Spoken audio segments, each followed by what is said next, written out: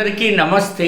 Andhra Pradesh public service commission ఏపీపీఎస్సీకి సంబంధించి గౌరవ high court ఈ రోజున అన్ని కోర్టు కేసులకు సంబంధించి తీర్పును ప్రకటించడం జరిగింది. ఏపీపీఎస్సీ గ్రూప్ 2కి సంబంధించి రోస్టర్ మిస్టేక్స్కి సంబంధించినటువంటి అన్ని కేసులను గౌరవ హైకోర్టు డిస్పోజ్ చేసింది. దీంతో ఆంధ్రప్రదేశ్ పబ్లిక్ సర్వీస్ కమిషన్ ఫలితాల వెల్లడికి సిద్ధమవుతోంది.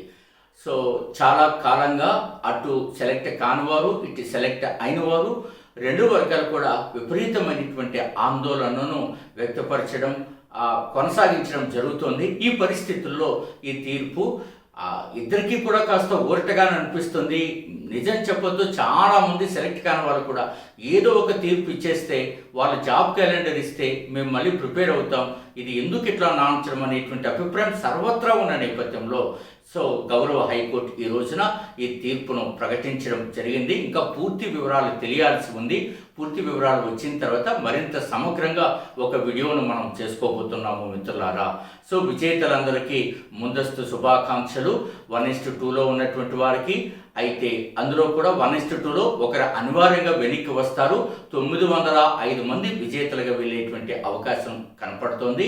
ఫలితాల ప్రకటనకు ఈవేళ రేపు ఒక రోజులోనే స్పష్టంగా ఏ తేదీన ప్రకటించే అవకాశం ఉందో కూడా ఏపీపీఎస్సీ వెల్లడించేటువంటి అవకాశం ఉంది.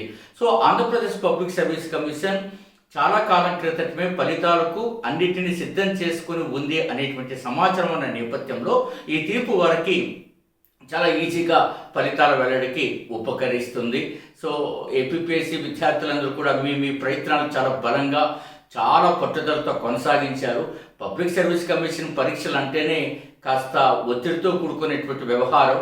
సో ఇది ఎవరైనా సరే మిస్ అయినటువంటి వాళ్ళు, చాలా దగ్గరకు వచ్చి మిస్ అయిన వాళ్ళు నాకు తెలిసిన వాళ్ళే చాలామంది 10,000 మందికి పైగా ఉంటారు. 175, 180 నాకు తెలిసిన వాళ్ళు మిత్రులారు, ఇంకా చాలామందికి చాలా ఉంటారు కదా. సో కాబట్టి వీరంతా కూడా దగ్గరలో ఉన్నవాళ్ళు మరింతగా ప్రిపరేషన్ని స్టార్ట్ చేయండి.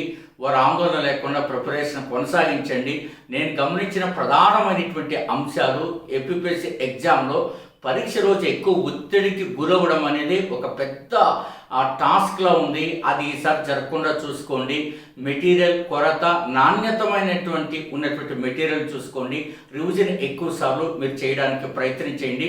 మరింత సమగ్రంగా నేను పూర్తి వీడియోలో మీరు జాబ్ క్యాలెండర్కి ఎలా సిద్ధమవ్వాలో, ఏపీపీఎస్సీ గ్రూప్ 2 రాబోయే జాబ్ క్యాలెండర్లో మీరు విజేతలుగా ఉండడానికి అనేకమైనటువంటి యొక్క ప్రయత్నాలు శ్రీ మేఘనా శిక్షణ సంస్థ కొనసాగిస్తుంది. సో ఇది తీర్పు వివరాలు మరింత సమగ్రంగా మనం మాట్లాడుకుందాం. So thank you.